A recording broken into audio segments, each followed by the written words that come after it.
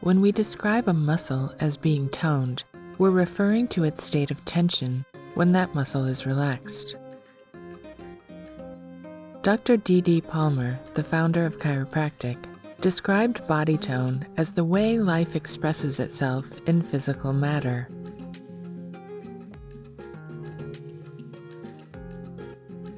Tone is ultimately a musical term, and the pitch of a musical tone on a stringed instrument is determined by how much tension exists in a string at the moment it's plucked.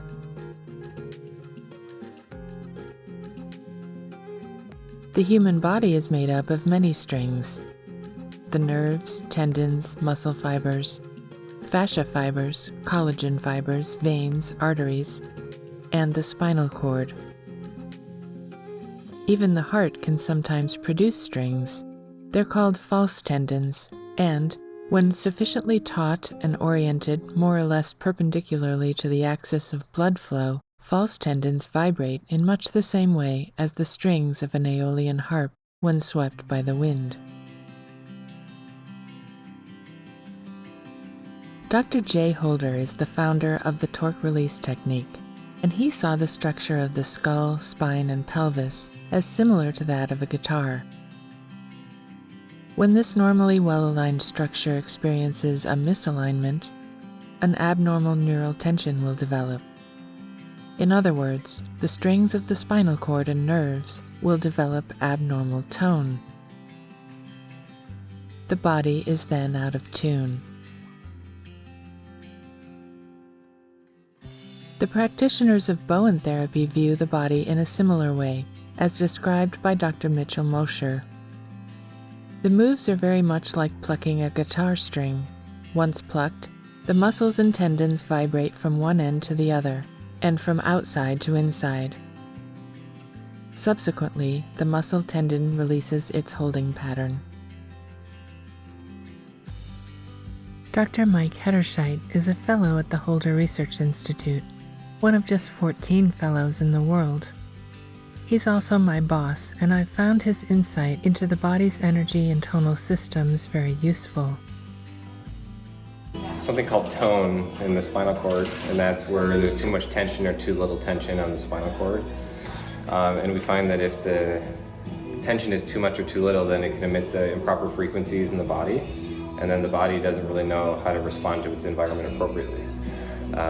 So quite literally, an adjustment is tuning the nervous system to the right frequency in order for the body then to heal naturally, because the body fires in increments of 5 hertz at these different nerve levels.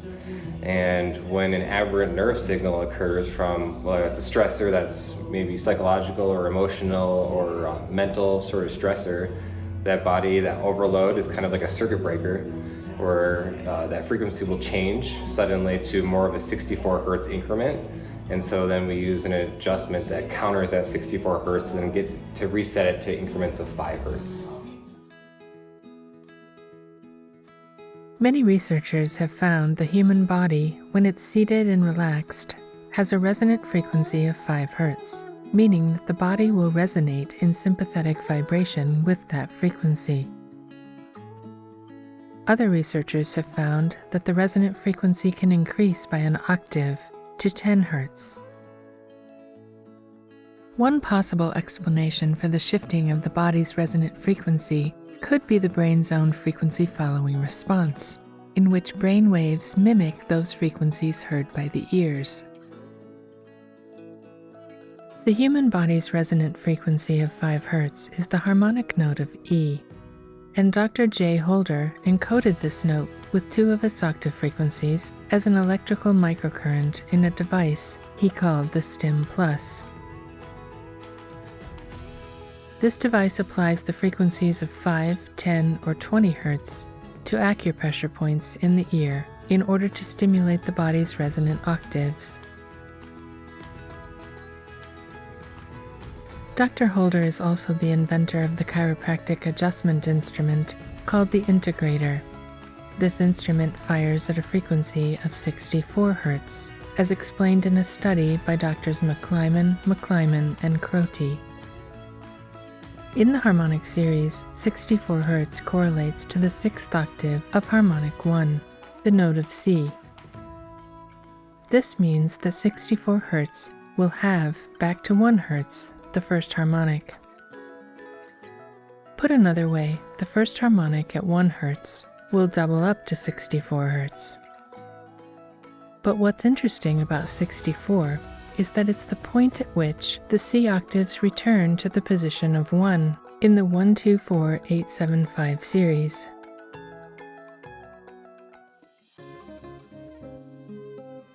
As already mentioned, 5 Hz, or the 5th harmonic, is the note of E.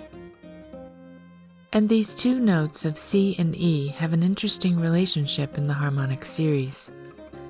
E is the major third off the tonic of C at a ratio of 5:4, or 1.25. And the notes of C and E can be metaphorically described as mother and child. In my book, The Next Octave, I discuss the power to generate notes in the harmonic series. It starts with the first harmonic that doubles to harmonic 2, following the series of numbers expressing the power of 2 in the Mobius circuit, 1-2-4-8-7-5. The ancient Greeks believed that this power of 2 correlated with the female, and the power of 3, expressed in 3-6-9, correlated with the male. These two powers come together in harmonics 2 and 3 to begin what I describe in my book as the alchemical wedding of tones. The first offspring of the wedding between harmonics 2 and 3 is harmonic 5, born in the second octave of C between harmonics 4 and 8. It's in this way that the notes of C and E can be considered to be mother and child. And we see the firstborn child nestled between the mother and father in the C major 1 chord of C, E, and G. As mother and child, the frequencies of C and E also correlate by a factor of 10. Like mother, like daughter. Both sets of frequencies are expressing the power of 2, and Marco Rodin, who discovered the Mobius circuit, describes the power of 2 as driving the matter-based world. And it's from the Latin term mater, meaning mother, that we get the words matter and material. In the harmonic series, then, the note of C represents the generative power in the material world, and E represents her first female offspring, all based on the power of 2. But there's another version of the note of E, the version created by stacking fifths, or Pythagorean tuning. Rather than producing E as a daughter, this tuning system generates E as a son at 81 Hz, based on the power of 3. This E is untempered by the Mies and is slightly sharper than the female harmonic E. Rodin views the power of 3 as expressing spirit, but when we're talking about influencing the health and stability of the physical body in the material world, that's more of a manifestation of the power of 2.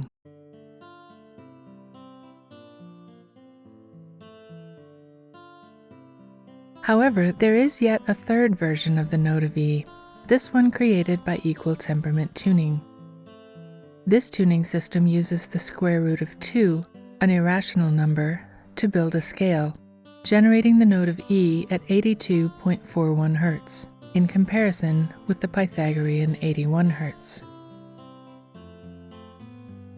Many people worry that equal temperament tuning is having a negative effect on the physical body, as we force the body, through the brain's frequency-following response, to resonate with irrational musical intervals, based on the square root of 2. This may be why tempered music rarely gives the body the shivers or goosebumps, while the untempered human voice will often cause a visceral reaction in the body. In a world where our ears are bombarded by the constant broadcast of mistuned frequencies and intervals, we can remember D.D. Palmer's definition of tone as the way life expresses itself in physical matter. and make a conscious effort to elevate the body's resonant frequency from the first to the fifth harmonic, because it's always the mother's wish for her child to fly higher than she did.